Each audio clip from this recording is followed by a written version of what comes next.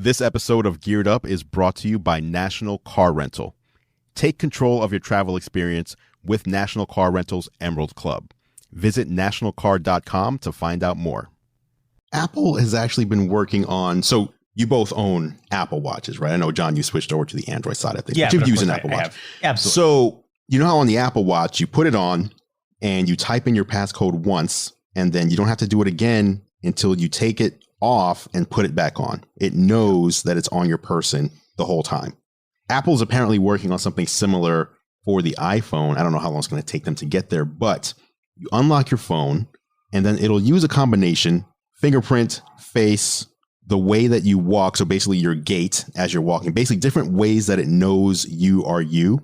And if it's on your person, it will use a combination of things to unlock, so you don't have to rely on any one thing. It's relying on multiple things. And to you, similar to the way Face ID is, it's almost instantaneous and even invisible in some ways. But on the back end, it would still be just as safe, if not safer, than what we have now. Welcome to Geared Up, brought to you by National Car Rental. I'm Andrew Edwards. I'm John Rettinger, still stuck at home. Same here. Geared Up is the show that brings you your weekly look at the world of tech and gadgets, consumer electronics. And this week, John, as we've been doing over the past several weeks, to kind of help our friends break up the monotony of there's a lot of monotony to be isolation, self-quarantine, we've been bringing on some special guests. None more special, dare I say, than today's guest, Dan Barbera from MacRumors. Dan. Yay! What's up, guys? How you doing, Dan? I'm doing well. How are you? Fantastic. I mean, you know how I'm doing. We've been talking all day. I know. Just for the podcast effect. Why do we do that? Why do we have shows I don't know. Make it seem more formal as if we never spoke to each other. Dan and I were just talking sports before this started, and just like, wait, hold it for the podcast. Put it on the podcast. Why not? We have to act as if we've never spoken to each other. No. Listen, you guys were talking about things that I don't know anything about because, admittedly, I'm not the biggest sports fan. If I do watch a sport, it's typically going to be the NBA. Big XFL fan. It's just big XFL fan for like 3 weeks though. I think that those days are behind now. Andrew. It's gone. I was like, you know what? Here's something new. Let me get in at the front end. So then there's no crazy legacies or rivalries that I need to be schooled on. I'm here from the beginning. Makes sense. And I got the season tickets, 10-game season, so 5 games. After 2 games, everything gets shut down. No more games are happening. And I'm talking 2 home games. There were away games, but the home games. So I got to go to 2 out of 5. Then they put it on hiatus like they've done every other live entertainment, with the exception somehow, I don't know if you guys have seen this, Yes. but Florida has declared that WWE is an essential business and gets to continue doing what they do, which makes 0 sense. Florida's gonna Florida. Right, exactly. That's such a Florida thing to do. Shout out to the listeners in Florida. We're talking about your government, not you, I think. But I went in on the front end. I was excited, and now it's gone. It's over. It's all over. They had money to go evidently for 3 seasons, but the coronavirus, I mean, just there's no insulation from that, right? They lost out on half a season's of revenue. Right. And I liked the XFL. I watched every home LA game. Like, I enjoyed watching the Wildcats. My kids and I would sit and watch it. I'm bummed for no spring football. Yeah, I was telling Drew, like, I don't know how I feel about it because I was super pumped that there was spring football and I loved the rules and like the newness of it. But I don't know, after like 3 games, it wasn't must see TV anymore for me. Their kickoffs, I mean, we probably lost half the tech audience here, but their kickoff rules I thought were amazing, and I hope make it to the NFL. I agree. So, yeah, I'm bummed, especially knowing that it's going to go down in history. Unless I'm mistaken, the Seattle Dragons were the worst team in the entire XFL. That is true. Congratulations. So, yes. Fantastic. Yeah, Browns fans know how you feel. Yeah, there wasn't a Cleveland team to be the worst, so we had to pass it off to somebody. That's probably why I wasn't super into it, because there wasn't a Cleveland team, but maybe I'll be a Seattle fan just to kind of keep on the misery of football. Cleveland Browns versus Seattle Dragons. Oh, come on. What happens? Come on. What happens? It would be the Browns, 100%. Probably the Browns. I still bet Mayfield throws 2 interceptions. Well, that's all right. That's a good bet. Let's get into some tech news. That's why people are here. Almost 5 minutes in. Here's our bread and butter. All right. Today's big news. Apple finally announced the iPhone SE 2nd generation. Small phone.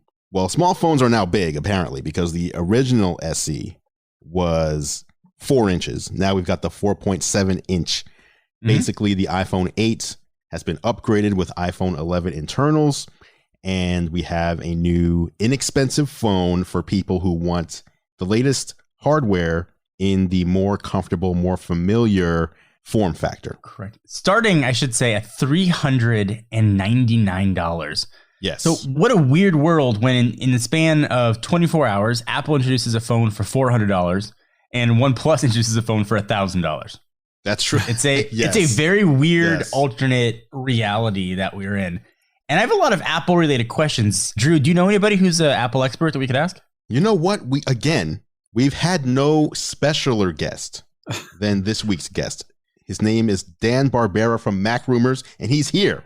You guys are too good to all our Apple questions. I was gonna see if Matt Gonzalez was available, but I mean, I guess Dan I love will Matt. do. I won't say anything against Matt. I love Matt. I guess Dan will do in a pinch. Far more of an expert. Bring him on. So what are the questions? First of all, Okay. $399. Can we just admit, like right off the front, Apple has dealt a knockout punch to the low end pricing world of smartphones in America. No one else has a phone for that price with the same level of performance and features. Yeah, Pixel 4a I think is DOA whenever that finally does come. So Dan, let me ask you. So your opinion on iPhone SE, should Apple be competing in these low cost waters? Does it hurt the brand? Or are they just trying to get more phones they sell, more apps they can sell, more movie rentals they can sell? It's an ecosystem play. It's an ecosystem play, 100%. There's so many more services. You know, you're still getting that. By the way, I forgot to mention that today when we put out a video about this. I forgot to mention that you still get that 1 year of free Apple TV Plus subscription. Yes. Because I thought that was only to the stuff purchased in 2019. But that's actually carried over. And so what a great deal at $399 for a phone with basically flagship specs. I mean, you're not getting the fancy features. It's not going to look as nice as an iPhone 11 Pro. But I mean, how many times have we heard the average consumer tell me that they really don't care about that? They just want something that's going to perform really well. You know, it might not be the latest and greatest, but I mean, personally, this is the instant recommend in my opinion. Maybe not the 64 gig. If you can do the $50 extra, I think that 128 gigs is the sweet spot. Yeah. I love that Apple's offering 128. That's like been impossible for them to offer. And it does go all the way up, I should say, to 256 gigs. Yes. So plenty of storage options. And for that max spec'd out 256 iPhone SE, $549. Still a good deal. Yeah. I mean, at that point, you can probably get an iPhone 11 for an extra $100 and you get an additional camera with that. So, I mean, at that point, I might probably tell you no, but. Right. But then you go back down to 64 gigs if you do that. Yeah. Yeah. Like you get the better hardware, but now you're back down. For $450. That's a sweet spot. 128 gigs, I think, is a perfect storage size. Agreed. What was the Pixel 3? What did that launch at? The 3A?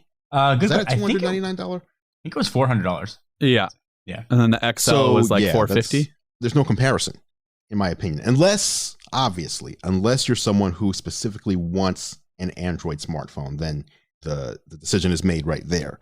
If you're hardcore Android, if you're hardcore iOS, then you have a low-cost option. But looking at Apple's whole phone lineup, though, we've got a phone that starts at $400. We've got a phone that starts at $700. And then we've got the phone that starts at $1,000. Again, is there any other? I mean, usually Apple is the one in the past that released one phone a year. Yeah. Here's your choice. You got one phone and here's the price. Not even Samsung has what Apple has right now. Entry level, mid-range, and high end, all of which give you the same power, the same processor, the same graphics power, the same main camera. Apple seems to be in a league of their own here. Yeah, which is insane. And also, I mean, Apple's still selling the iPhone XR. True. How much is that? You have so many choices. I mean, the XR is still on their site. The only phone that they killed was the 8 and the 8 Plus. You could pick up a XR right now in 64 gigs for $599. So $600. Wow.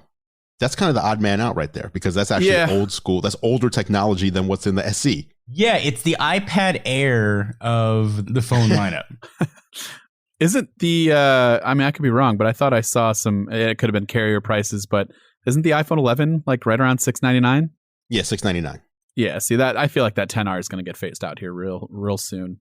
Probably should. The XR, though, I still believe is the best-selling iPhone for now 2 years running. Yeah, well, I mean... Now I think it's going to lose. It's going to lose to the SE. This phone is going to sell a ton. Yeah, I mean, I guess.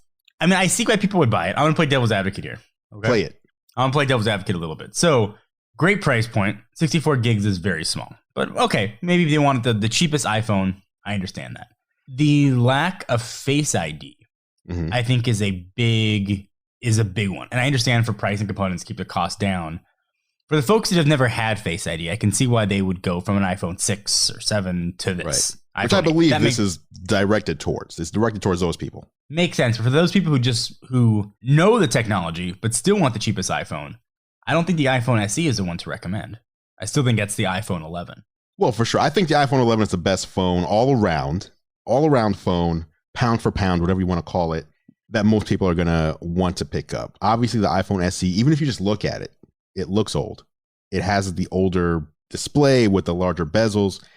But I think there's a subset of people out there who, number one, are fiendishly hanging on to Touch ID because they don't want Face ID or they don't trust 100%. Face ID or they have conspiracy theories about Face ID. And then there's the people who just say, you know what, I want something new, but I want it to be as cheap as possible. I want the newest, but cheapest. What's the delta between those two things? And iPhone SE is it. It will be curious, though, walking around over the next several months. You know, I always like to look and see what phones people are carrying. Yeah. How many of these are we going to see? Are you going to know? I was going to say, how are you going to know? It's exactly the same. The way that you know is the logo. Way. The logo on back is centered. Yeah, there's no way I'll figure that out. I mean, you put a case on that thing. There's no way. You can't tell what's happening. Nope. You're right. Again, I do give Apple a lot of credit, though, for bringing out a phone, especially now, at that price point. It's not necessarily a move that is in line with Apple's history, but it does show, I think, that Apple is very keenly aware of the world right now. Yes, although this is the second generation SE, and they did have an SE 4 years ago at the same $399 price point. True. All true stories. My grandmother's rocking the first Gen SE, and she loves it. Oh, really? We still have one, too. She loves it. Yeah, I had to bust this. I'm holding it up to our video chat. I had to bust this out for the video I'm shooting today on the iPhone SE.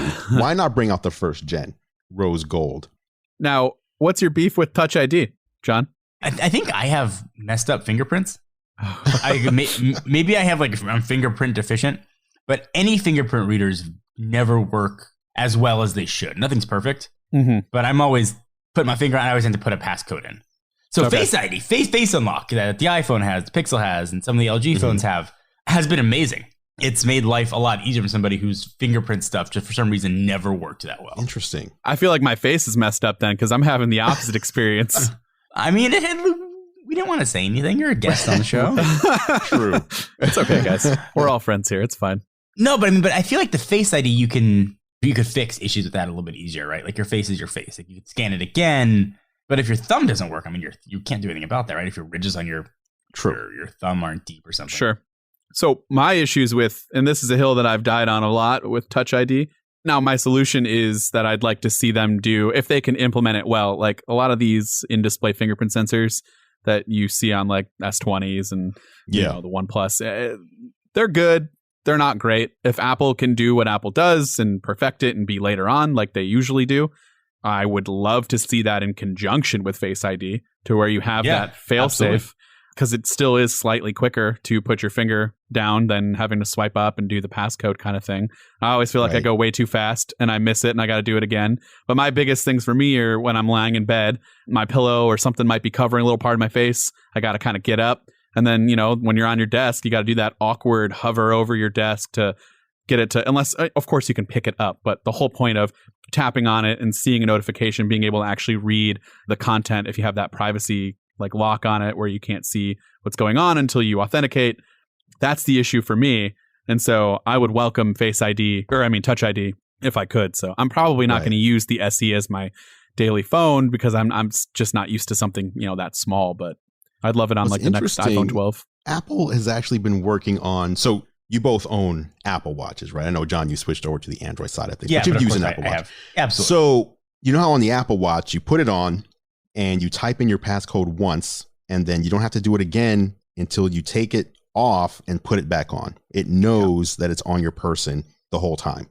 Apple's apparently working on something similar for the iPhone. I don't know how long it's going to take them to get there, but you unlock your phone and then it'll use a combination, fingerprint, face, the way that you walk. So basically your gait as you're walking, basically different ways that it knows you are you.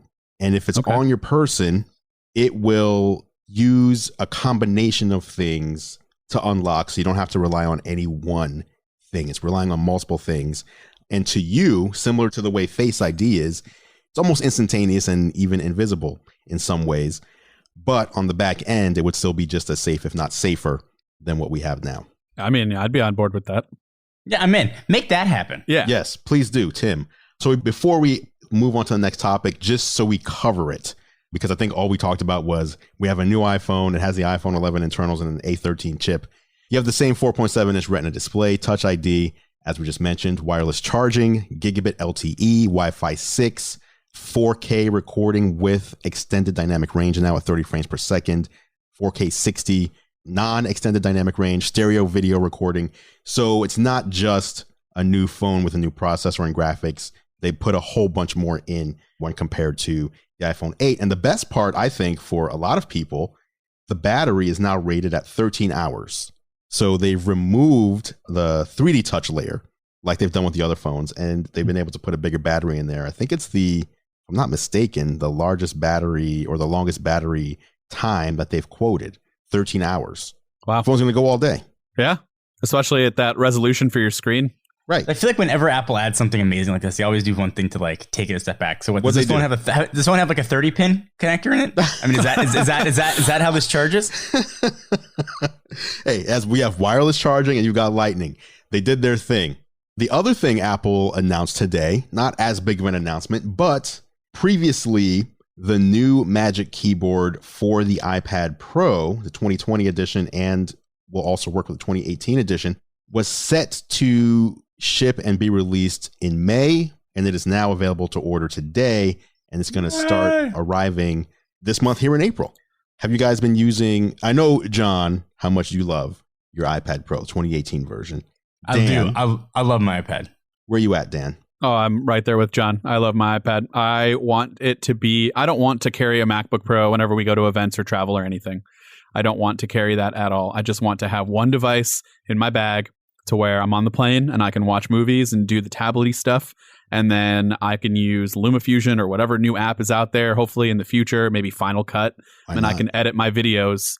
And the only thing missing for me with that was that keyboard with the trackpad built in, the inclusion of everything. I don't want to use my Apple Pencil for majority mouse things. Right. And I don't like touching my screen all the time. I like that I can do that if I need to. But I've been so hyped on this, and I'm hoping it's not a huge disappointment. I don't think it will be, just because we kind of got the feel of what it's like to use the trackpad and the way it works and the cursor and everything with the 13.4 release, and you use your trackpad too. It works fine. So I'm assuming it's going to be just like that. And then now we have a scissor switch keyboard. I'm assuming that's also going to be very much in line with what you get on the MacBook Pro and the new MacBook Air. So, I mean, what is there not to like? Now, except for the floating hinge, I still have reservations about that, because I don't know about you guys, but I don't think it's very good. And it's not a floating hinge, but the way the magnets work with the iPad Pro on the Smart Folio keyboard, I don't think that's very good.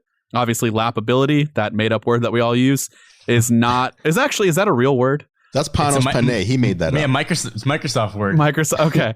Yeah. So the lappability is not great with that. They obviously touted that it's super improved compared to the Smart Folio keyboard. So that's my hope, is that it's basically a laptop. And I know people are like, why would you want that? Just buy a laptop. But Dan, let me ask you a question before I talk about the Magic Keyboard. Sure. As iPad fans, and I'm unabashedly think the iPad is probably the most perfect product. The iPad Pro, the most perfect product Apple's ever made. Sure.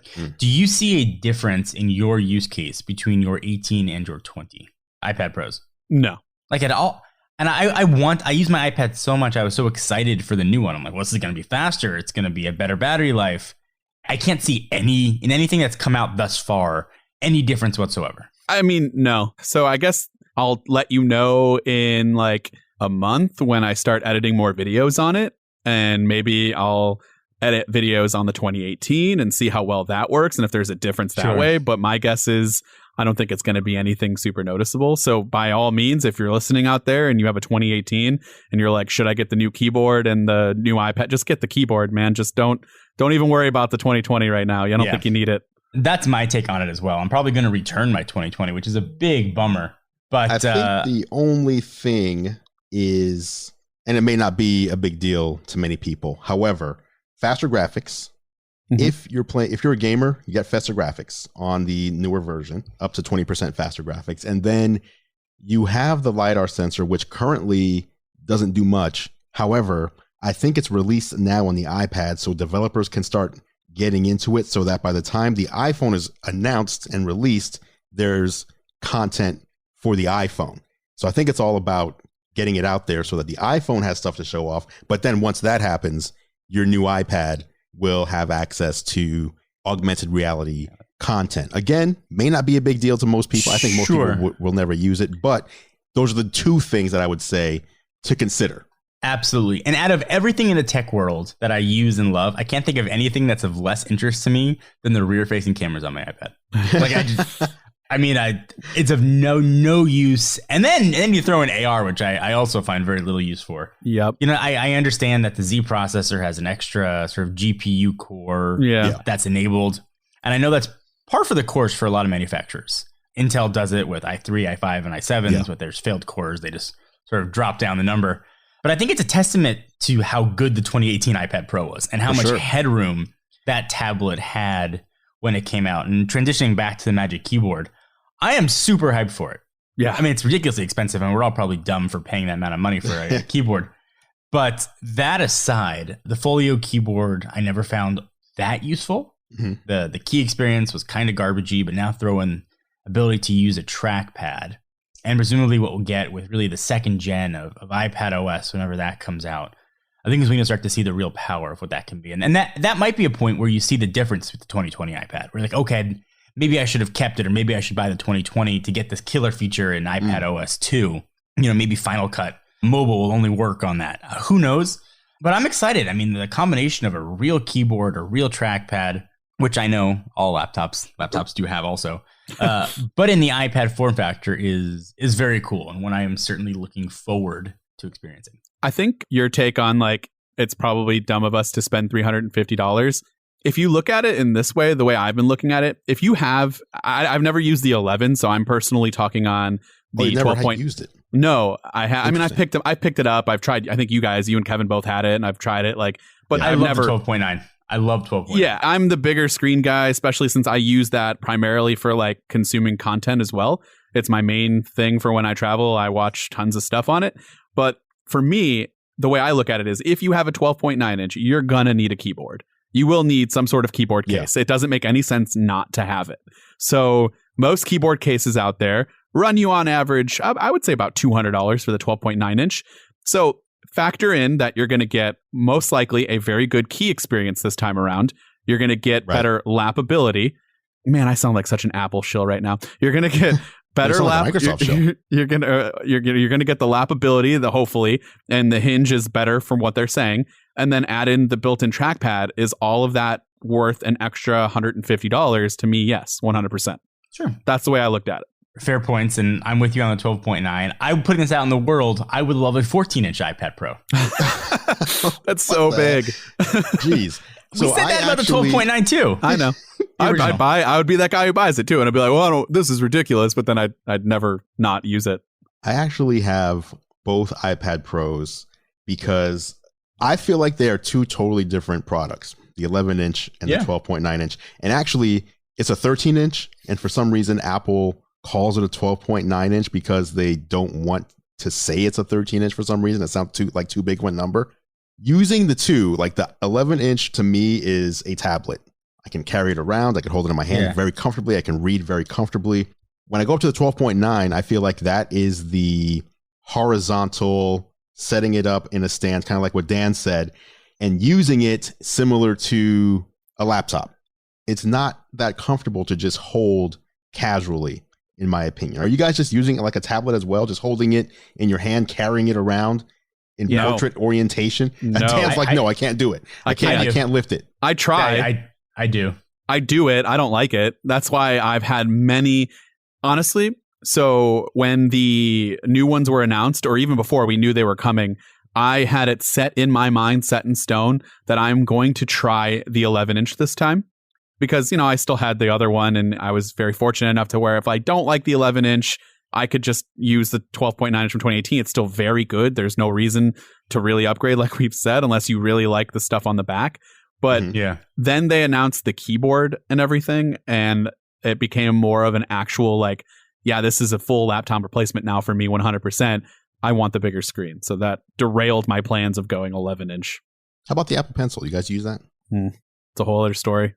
I lost mine. How do you lose the Apple Pencil? So that pretty much gives you your answer right there. It's somewhere in my backpack. It sticks to the side of the iPad. Yeah, mine's actually stuck. See, I'm using my iPad for this video call, so I stick it right there. But I don't know. If I was a student, it would be amazing. But I have no reason to really write anything.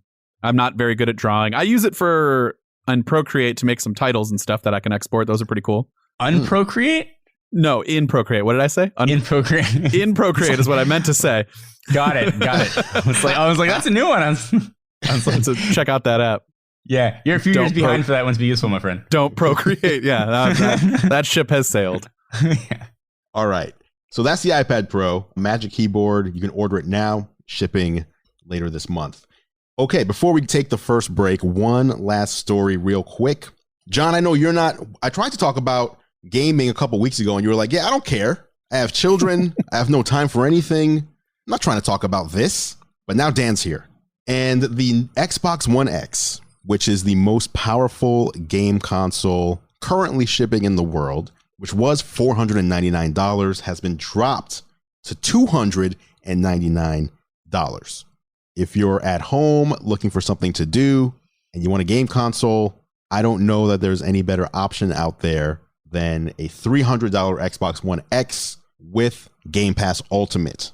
John, have I just changed your mind?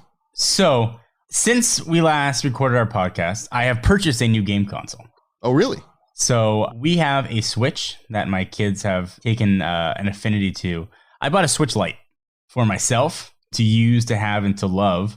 And I will still maintain that a Switch Lite will still be a good console for a while, whereas the admittedly powerful Xbox One will be an obsolete, outdated console in just a few months. True. But isn't the new one that's coming out like super overkill for 90% of the people who just want to buy something that's good and going to get them by this like boring time? I'm going to tell you why you're going to want the Xbox One Series X. It has a LiDAR sensor on the back. Oh, I'm in. 100% sold. Dual keyboard. Cameras. It's got more cameras on the back. So, I mean, that alone should give you a reason to want to upgrade your Xbox. I'm the worst gamer in the history of gamers. Not from skills. Like, I don't think I'm very good, but at certain games I'm good. The only one I play is Madden on a regular basis. There we go. Most people. I'm with you on Madden. Well, okay, we'll get an Xbox so we can play. We'll I do. Right. I have one, right, and that's all I play. We'll talk about that later. All right, let's do it later. All right. But for me, I'm interested in every game. Like, I want to play Call of Duty Warzone. I want to do... Andrew's been trying to get me to play Gears with them, and it's... Come on. I want to play so bad. I have the system. Like, I can do it, but then I also have 2 kids. I work a ton, just like all of you guys. And when I do have that little bit of free time, it's either I want to go to bed or I would like, I want to watch a show, or I feel like I should be doing something else more productive, which is terrible because I should just be unwinding and playing a game, but it's just the last on my list. And I want to play these games. I don't understand what is going on in my brain, but that's just how it is. You're at the age where when you have a little bit of free time, your first choice is, you know what? I think I'll go to bed. Yeah, exactly. And that's that. I just turned 31 like 3 days ago, and I honestly feel like I'm turning 51 or 61. It's just, it's bad. I feel like Dan just became my spirit animal, and articulated perfectly. I have the desire. Yeah. I want to, but by the time my kids are asleep, I'm like, my brain is just dead. I'm like, well, that's why I got the Switch Lite. I'm like, I can pick that up for 15 minutes. Right. It's so weird. Anything on the north side of 10 o'clock. Actually, I don't even know what the north or south side would be. Yeah, I'm like, what does that mean? Anything before 10 o'clock, if we started, I'm in. If it's 10 o'clock and I got some time and you're like, hey, dude, you want to start? So I'm like, nah, it's 10 o'clock. I'm probably just going to go to bed. Even though I wouldn't go to sleep until like 11:30. It just, I don't know what it is. Unless it's Madden. Yeah. I will play right now. I think we just became old guy best friends. Yep. Wow. I think we did. John, what are you playing on your Switch Lite? So when the Switch came out, I bought Super Mario Odyssey and I never really played it. Okay. So I started picking that up again. That's a game I can play for 15 minutes at a time. I can just save it. I can, while I'm in bed, I can play that. And my kids are playing Mario Brothers and Super Mario Maker and building levels. And I just wanted something that was just mine. I didn't want to bring a Switch back and forth and reconnect it. And I figured for travel, it's nice to have. So I've actually really enjoyed it. And it's gotten back into gaming. And when I do turn my Xbox One on, it is exclusively formatted. There it is. Interesting. What about NBA 2K? No NBA 2K at all? Just Madden? Honestly, I've always, I think like Dan said, I have so much bandwidth and time. I've only have so much bandwidth and time. And I've just always played Madden. So I know the controls. I know how it works. I'm like, I probably would love 2K if I gave it a fair shot, but I know the nuances of Madden and it just works for me. Fair enough. John, your kids are older, right? How old are they again? So I have 6, 4, and 10 months. Okay, so when you're 6, is your 6-year-old, you're please the one playing games, I presume, and your 4-year-old? Yeah. So has your gaming habits changed? Have you been playing more with him? We play a lot of Mario Brothers, and I just introduced him to gaming not that long ago. But now the fact that we're not only quarantined at home, but he's on spring break, so we don't even have the online classes. Gotcha. Right. We've really just degraded down to we're trying to keep the education going, but at some point we're just play Mario for an hour. Okay. So yes, that's my hope is that when he gets older, when my son, he's only 3, so we're not anywhere close to it right now. But when he gets older, I can play games with him, and that's the way we would spend some of our time. Because I can't just go downstairs in the basement and play games while they're upstairs. I want to see my kids, and that's not fair. But if we're both doing it together, I feel like then my gaming habits will increase. But I don't know yet. That's why I was asking if that changed for you. It's been something fun to do together. Yeah. So we play together, we watch sports together, and then we kind of go outside and we'll play sports and we'll do those kind of things together. And that's been fun. Cool. That's what I'm looking forward to. That is very fun. That's very fun as a father. Before we take a break, back to the Xbox, the one thing I wanted to call out here that I'm kind of admiring about what Microsoft has done, we're about to see a new PlayStation and a new Xbox both be released before the end of this year, if all goes to plan. Let's throw that out there. If all goes to plan, we'll be seeing these 2 new consoles, a new console generation. Microsoft has been severely undercutting the price of Game Pass. If you're unfamiliar, Game Pass is their service that gives you roughly 100 games. And I'm specifically talking about Game Pass Ultimate. It's a $15 per month service that gives you a library of 100 games that you can play on the Xbox and on the PC. And what they've done is if you have any Xbox Live Gold, so just the Gold account that lets you play online, and you upgrade to Game Pass Ultimate, they will give you a month-to-month transfer. So the $5 per month Gold membership will just turn into the $15 per month Game Pass at no extra cost. So if you have a year or 2 of Xbox Live Gold, you can just change that into Game Pass. And then when the new consoles come out, if you already have a year and a half more of Game Pass, why would you buy a PS5? Which one are you going to choose? Totally fair. Yeah, 100%. They are using their service as a way to get people kind of locked in, almost the way people get locked into iMessage and iCloud. Yeah.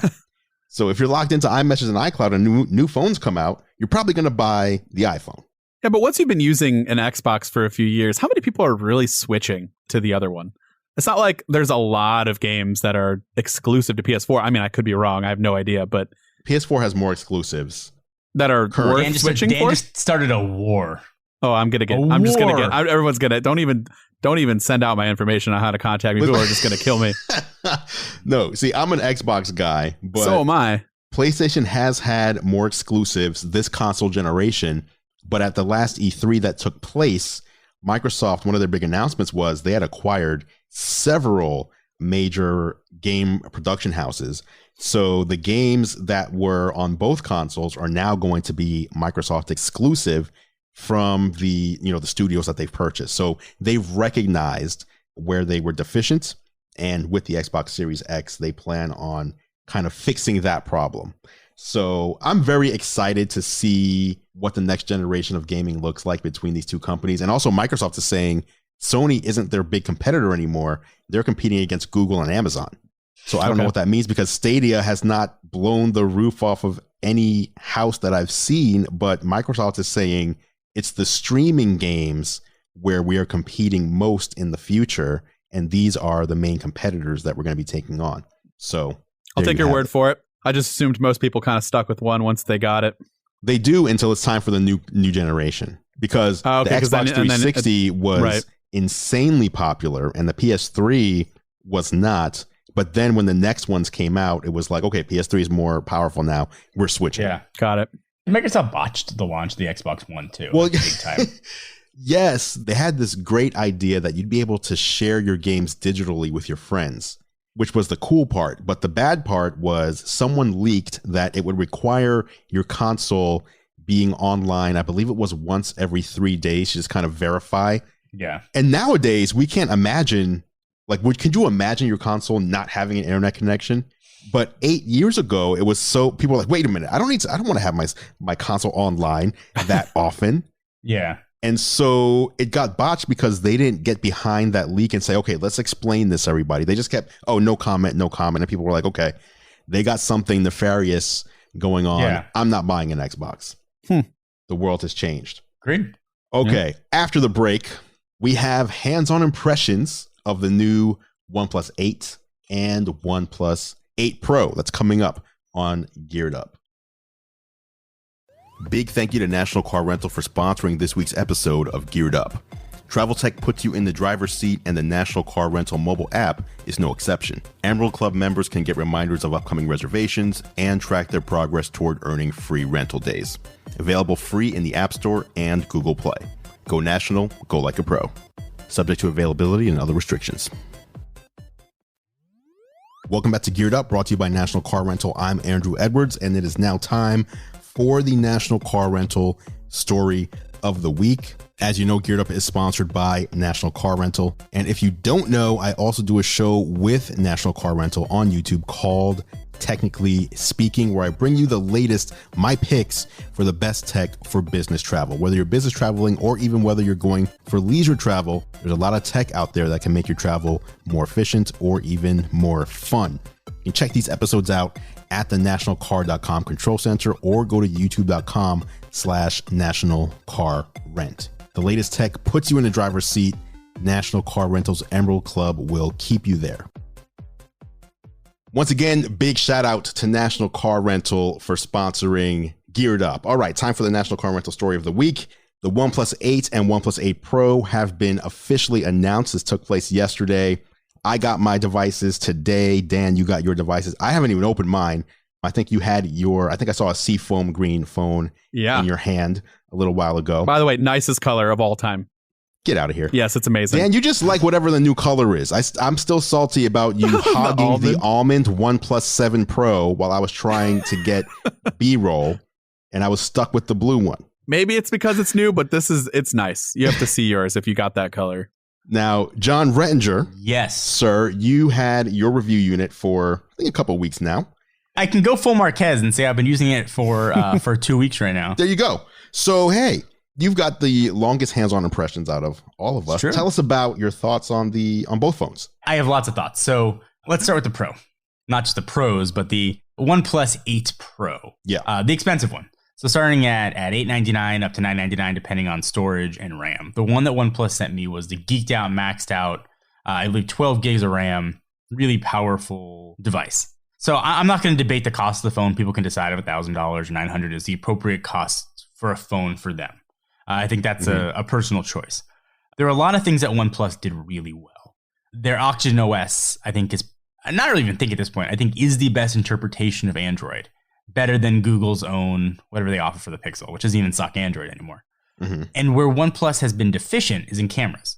And they've always kind of taken a brute force approach to their devices, right? Let's put in as much specs as we can, and we can make up for some deficiencies. And so it's been cameras, and it's been lower quality and lower resolution screens, and IP ratings and wireless charging have kind of been the things that they've done, the trade-offs to save costs. Yeah. They have flipped that script with the 8 Pro. And I want to start with the screen.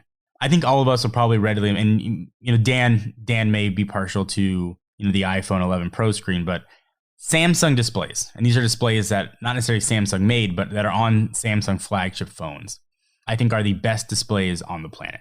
And I know Samsung makes displays for Apple and everybody else, but the phones, the displays that are on, let's say the Note 10, the S20 line of phones, best I've ever seen. The display on the 8 Pro is as good as the best Samsung panel that I have ever seen. As far as color reproduction, as far as brightness, completely taking out the fact you can turn it up to 120 hertz, and then you can even scale it all the way up to QHD resolution 120 hertz, and the phone can be dynamic and it'll determine when it scales the resolution, the refresh rate up. There's a lot of smarts in here that does things that even the flagship Samsung phones won't do, and gives you choice to how you want to use your phone. Do you want to destroy your battery, which I will talk about in a minute, with high refresh rate, high resolution? Then OnePlus will let you do that. They're not going to tell you how to use your phone or how they think they should best use your phone. That's kind of what Apple's been known for, and even recently what Samsung's been doing. So I respect that. And the screens are absolutely amazing here. Camera has been a real problem with OnePlus, especially when cameras have gotten really good. The camera system here is very good. It is not the best in the market, but it is amongst the best. Keeping with the theme of Samsung, they've kind of erred to go for a Samsung look of pictures. They're a little more processed, a little more poppy. Okay. And, I was talking with Matt Gonzalez, who prefers the iPhone pictures, and he was kind of explained it well, I thought. He said the iPhone pictures come out looking like raw images. Yeah. They're a little flatter, and you can edit them to look however you want. If you prefer, you're just not going to edit your images at all, and you like a poppier color, then you're going to love what Samsung is doing. And I think that's true with the OnePlus. And is there like a beauty mode that's always applied like we're seeing with Samsung, or is it? No, not even beauty for like facial smoothing. I mean, it's like greens look brighter. I didn't see any weird facial smoothing. Greens look brighter, colors just look more vibrant. Like you've already sort of ran it through a filter almost. Where Android has been way behind in Apple, though, is video quality. I mean, Apple's just nailed video. When I'm using Android, I'm using it right now, I used to have to bring an iPhone with me to events when I would want to film video because it was just so bad on Android. The Snapdragon 865 has fixed a lot of those inherent video problems that Android has had. And video is actually now really good on the OnePlus, where I wouldn't need to bring an iPhone. It's a very capable video camera. Microphones are great on it. So those areas got fixed. There's an official IP rating here, which is really nice to have. OnePlus has never done that. And OnePlus has also been really stubborn with wireless charging. And they actually have 3 different wireless charging standards in this 8 Pro. You've got Qi, you've got their proprietary, what they're called, 30-watt dash wireless, which if you want to spend $70 and get a wireless charger, will charge your phone at 30 watts wirelessly, which is insanely fast. And when you consider Apple's fast charger in the box, I believe it's 18 watts. Yes. That's staggering. Yeah. Almost double for wireless is awesome. So I was really impressed with the 8 Pro. Battery life was not good. I barely got through a full day, and that was with the resolution set to 1080 and 120 hertz refresh. But also, our phone use cases now are weird, right? We're on our phones way more than ever before. Right. We're stuck at home. So that might have been an issue with it as well. And it's got a waterfall display. So while the screen is beautiful, I had a lot of false touches on the sides because of that.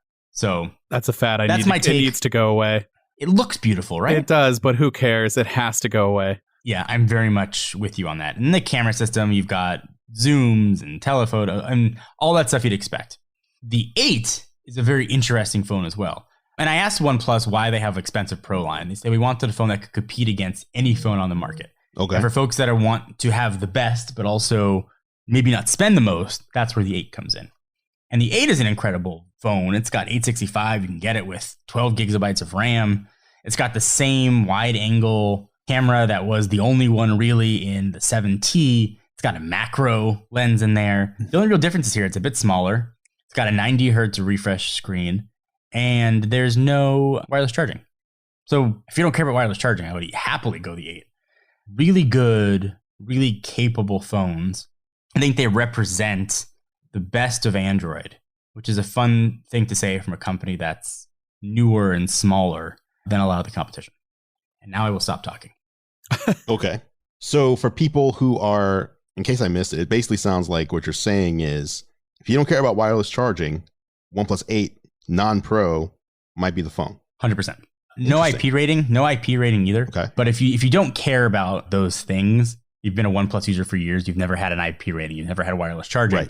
The 8's an incredible way to go. It's an amazing phone, and it doesn't feel cheap in the hand. It doesn't feel like a plastic phone. I mean, it feels as premium as the 8 Pro. They did a really amazing job on it. One small caveat, and this is an issue maybe that's unique to me. I'm with AT&T. I don't get very good cell service at my house. I rely on Wi-Fi calling. Wi-Fi calling will not work with AT&T on either of these phones. So if that's a problem for you, it will with Verizon, it will with T-Mobile, but AT&T it won't. Why? That's curious. Why? It's a longer story. But I've reached out to AT&T to ask, because it seems like an AT&T issue, right? Yeah. It's a manufacturer issue. It has to do with E911. You know, when you call 911, they could know. Yep. The manufacturers have to certify the phones to essentially say, hey, like we're signing off that the E911 features work. And that costs money and time. Mm-hmm. And a lot of manufacturers, a lot of OEMs, carriers rather, don't force that on the manufacturers. They'll just turn it on and make it work. So E911 is there, but it might not be accurate. AT&T is insisting that it be accurate. So current generation Samsung unlocked phones, wireless calling won't work because of that reason. OnePlus, wireless calling won't work because of that reason. Interesting. So it's kind of not AT&T's fault, and maybe it kind of is for having maybe more stricter guidelines, but it's also to protect the consumer. So it's, double-edged sword. But I want people to know if they rely on Wi-Fi calling for any reason and you're on AT&T, you're going to have problems. Fair enough. Phones, recommended. Absolutely. If you're on the Android side of things. Now, obviously, you're John Rettinger.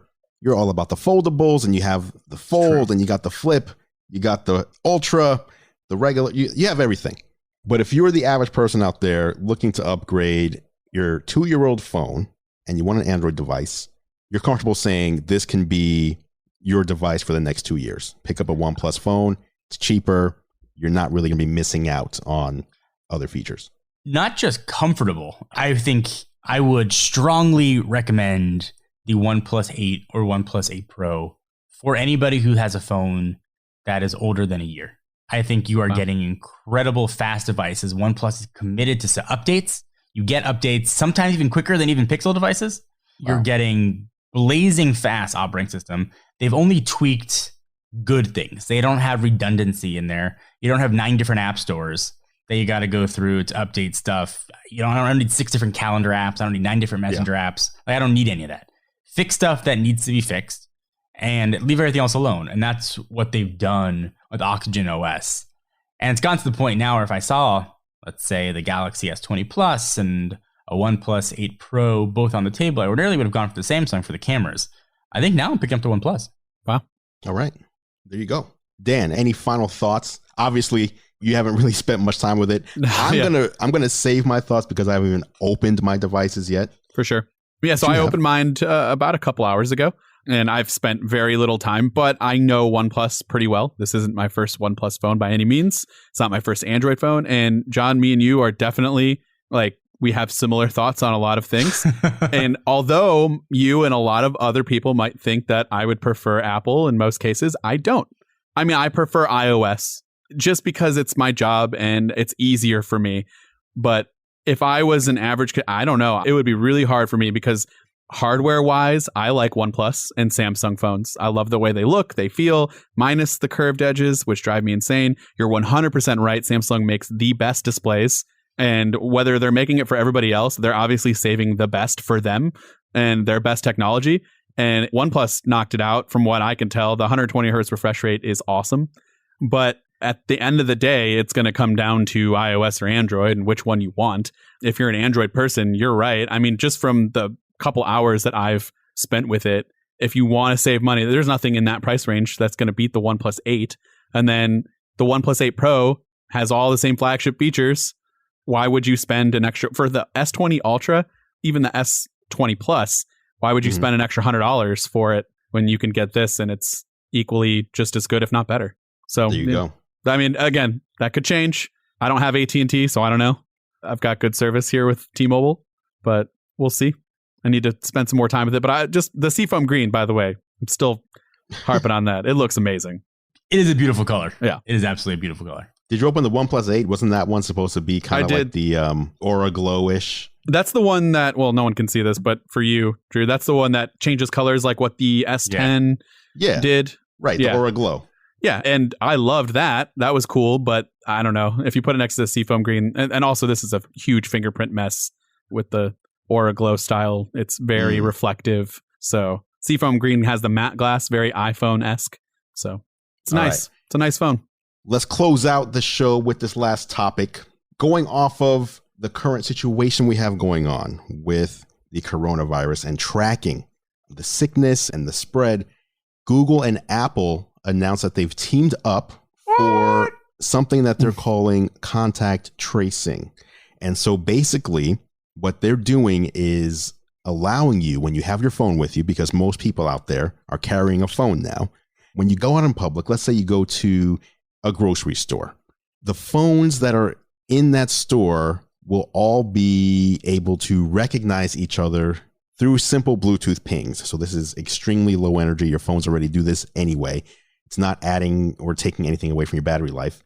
If someone later reports in an app on their Android or iPhone that they have gotten the coronavirus, they can log into the app, say they've gotten it, and then it will send a notification to anyone else who has that app who was in the same location as that person within the past, I believe it's up to 2 weeks or something like that. So basically, you go to the supermarket, in 3 days, you might get a notification that says, hey, someone you were near in the past 4 days has been confirmed to have the coronavirus, so you may want to go get checked out. It doesn't tell you who, though, right? It just like... doesn't tell you who. It doesn't tell you anything. The only thing it tells you is where. Here's where it happened. Here's the location. Here's a map. That's it. Andrew, you could have used this app in college, huh? Oh, I wasn't going to say it, but I was thinking it. That's it, though. What do you think? A lot of people are worried about privacy. Now, both companies have said, again, this does not identify who you are. Doesn't identify anything about your phone, anything about how you use your phone. It's a simple Bluetooth ping. That's it. It just says, hey, someone near you this many days ago at this location. That's it. This should, in theory, help people know when they've been exposed and should help. And I think this is where people are getting tripped up. Help government know where the hotspots are and how the disease is moving and how it's, decreasing, etc. Are you guys comfortable with this? Would you install this on your phone, or would you kind of shy away from it? I'm 100% in. I have the app on my phone. Oh, you already have the app? Really? I have the COVID-19 app on my phone. I can show you guys. You guys can't see it at home. As he unfolds the Galaxy Fold. But, I mean, it's there. And if you're worried about privacy and being tracked, then don't carry a phone. Right. That's it. I mean, is really, otherwise anything you have is just a feeling of privacy. Right. You don't have privacy at all. I have no problem anonymizing my information to help some sort of greater good. Yeah. I would love to know if somebody I was in contact with had coronavirus. I have kids at home. Dan's got kids at home. I'd want to know. Right. So I have no problem with it. This isn't being forced down anybody's throat here. It's if you choose to opt into it. And I hope that people choose to opt into it. The whole idea of how we can stop the spread of the virus once the curve is flattened is when you can track back exposure to who and where, becomes a lot easier to self-quarantine people instead of being like, well, I don't know. Right. Well, yeah. And then you can go get yourself a test if you think like, oh, I was in that area, very close proximity to these people. I should go get a test and immediately put myself at home so that I'm not spreading it. That, again, That's the whole theory. I'd even go one step further. I would volunteer myself for you all to know my name as to who it was. Because show a picture. If you interacted with somebody at the grocery store and maybe you saw an old friend and you gave them a hug or shook their hand, which I hope we stop doing that, because that is just something we really need to. I don't need to hug, and it's not anything against you. At this point in my life, I don't want to get sick. And obviously with everything going on, I don't want this to happen to me. So how about you just don't be offended when I don't want to shake your hand? Dan, I've been saying that for weeks on this podcast, that I hope if anything changes from this culturally, we stop shaking hands. Yeah. Yes. When I went to Japan the first time 2 years ago, it was such an interesting difference from the US. Number one, they don't shake hands. They bow to each other. Mm-hmm. Great. But number two, everybody, whether you're sick or not, and I'm not saying everybody, but it felt like 80% of the people there, they just walk around wearing masks in public. And the reason behind it, I feel like in America, it would be because I don't want to get sick. I'm going to wear a mask. In Japan, it's because I don't want to get you sick. So everybody there, the culture is so flipped. They don't want to inconvenience anyone else with their problems. So they wear a mask just in case, even if they're feeling fine. So when I came back, it was one thing that struck me. I was like, number one, it would make a lot more sense if we weren't obligated, like socially obligated to touch each other when we meet someone, whether it's a hug, whether it's a handshake, whatever it might be, and spread something from one person to another. But number two, I wish it was just cool to wear a mask. I hate getting sick. I have to travel all the time. I'd love to just wear a mask to the airport and on the plane, but I would always feel like people are just going to look at me and think something's wrong with me. Right. Like they're going to be scared and think, oh, he must be super sick. When it's just like, no, I'm trying to protect you and me. So hopefully going forward, we can retire the handshake, but also hopefully we can just wear a mask. It's just cool. No big deal. Or, I mean, if you don't want to wear a mask, that's fine, but don't judge or think that anybody else has a problem because they're wearing one. They're just being respectful. Like, even if we're at that point, if you don't want to wear a mask, like, we're not going to force you, but just don't be irrational about your thoughts about other people wearing one. Can I throw this out there as maybe I can be the jerk? I'm sure you guys have seen it. People in cars, when they're the only ones in the car, it's just them driving and they're wearing masks. That's a little, it's a little extreme. Like, I mean, like, I'm sure you've seen that, right? I'm like, I just want to ask, like, what? Yeah. My only thought was like, what's happening there? If you got the windows down and someone who, by the way, people are still spitting, so like you spit out the window, maybe that is what they're afraid of. Like, they don't want that stuff coming in. Just rolling in their car, windows closed, like rocking a mask by themselves. Yeah, that to me is okay. I guess I'm doing what I don't want people to do and judge, and that's a little strange. But I'll try to be open-minded. Listen, I was doing that the other day by accident. Oh, okay. I put my mask on because I was going outside, checked the mail. And I was like, oh, I got to run over to drop something off to ship it out. Got in the car. I forgot I had the mask on. Like 3/4 of the way to the shipping place, I was like, why am I wearing my mask? And I took it off. But I did feel silly. But I think some people are just like, you know what? I'm just putting it on and I don't want to put it on, take it off, put it on. I'm just going to leave it on. Okay. Leaving it on. Fair. Maybe they don't want to touch it. Interesting. You're wearing your mask to go outside to check the mail and like in your own area. That's right. Oh, see, I'm not even doing that. I feel like now I'm behind. I'm not either, in all fairness. Okay. I will notice. I will mentally say, you know what? I'm not going to touch my face for the next 5 minutes. And then like 22 seconds later, I'll just I just touched my, my cheek or whatever. So leaving the mask on when I go to check the mail, because we have one of those central mailboxes where like everybody's mail is at one spot. Okay. So I got to go over there, open the thing. Am I touching someone else's mailbox? Who touched this? Who touched that? Oh, I touched my mouth by accident. So I'm just like, let me just leave the mask on. That's a good call. Drew, can I tease something related to this for the next episode? Oh, of course. Please. Tomorrow morning, I am going, assuming that they'll have them available, to get an antibody test. Whoa. Oh. Nice. For coronavirus. So I will share my results of my antibody test. The only way I could test positive is if I have had coronavirus and perhaps didn't know it. I will share those results on our next podcast. You get the results in 15 minutes. Do you think that you may have? Well, so here's the thing. So California is weird. There's been a huge amount of cases, obviously, unfortunately, a large amount of deaths, but the death rate in California is exponentially lower than the rest of the country. Oh, interesting. And there's a working theory that California was exposed to COVID-19 months before. We're talking like second half of 2019 for the rest of the world, just due to the amount of flights. I think they said 8,000 flights came from China into SFO and LAX. Okay. So there's the theory that California now has more herd immunity than anybody else. And I'm thinking back to February of this year. My son was out of school for 5 days with a fever and didn't have a cough, but he had a fever that kept him out for 5 days. And then my daughter got what we thought was croup. Okay. Had a cough, which is kind of like a cough that sounds like a bark. And that was weird. And then, like the kids, it runs through the house. Then my son got a cough. I mean, it happens. I woke up one day with such an intense headache, I could feel my heart beating in my eye. But then it went away a day later.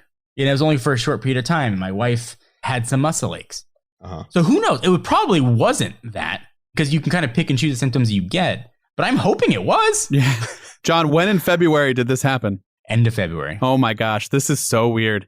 So same thing? Yeah. So remember, we were in San Francisco for the event for the S20. Galaxy S20, right? And there was a lot of, I believe there were people from South Korea because that wasn't on the banned list, but they also got hit heavily.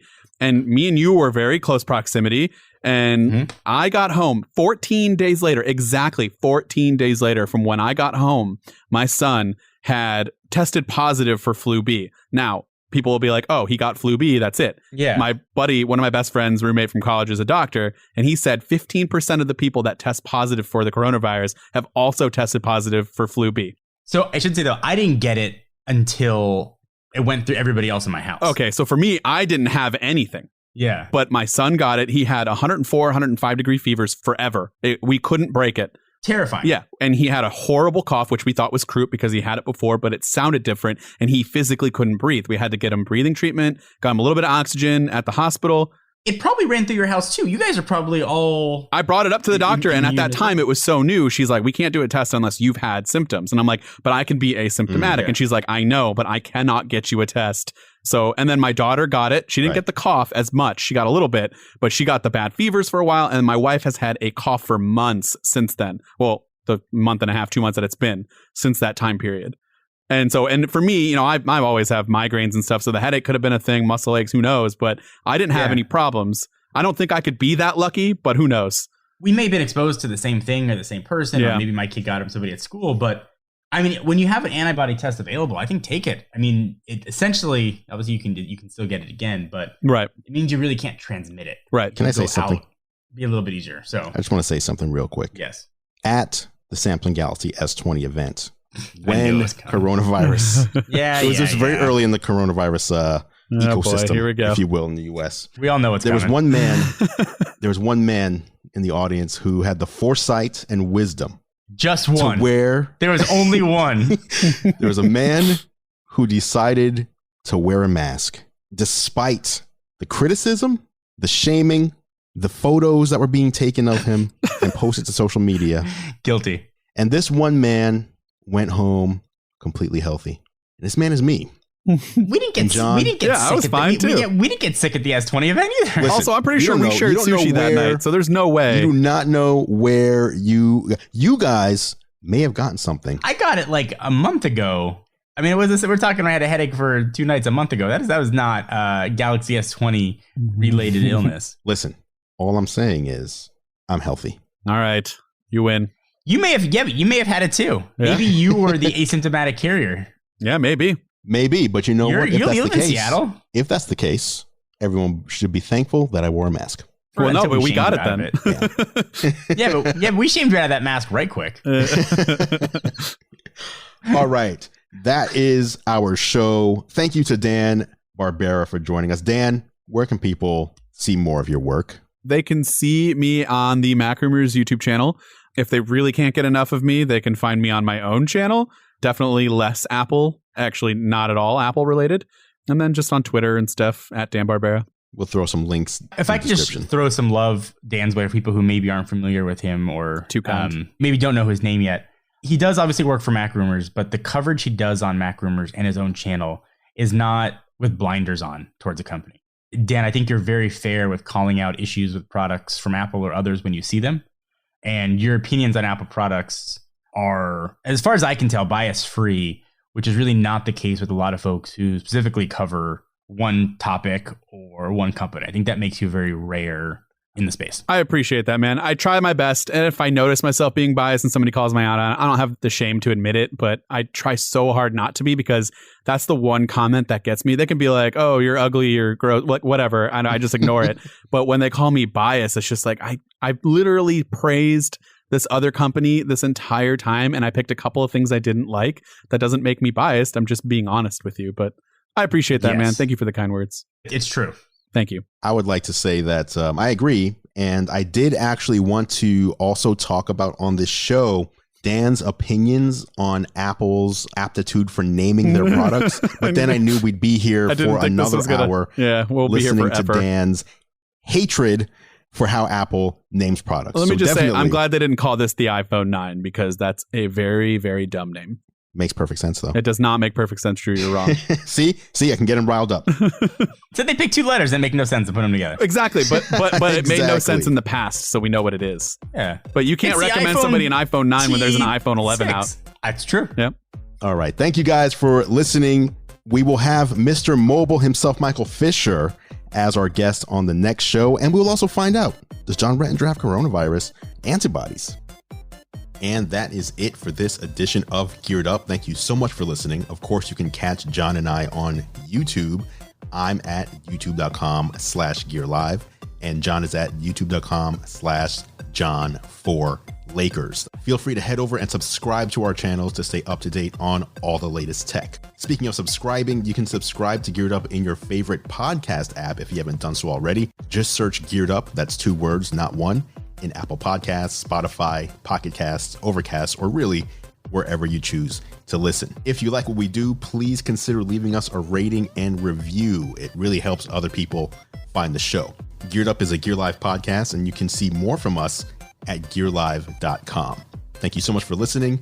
For John Rettinger, I'm Andrew Edwards, and we'll catch you in the next episode.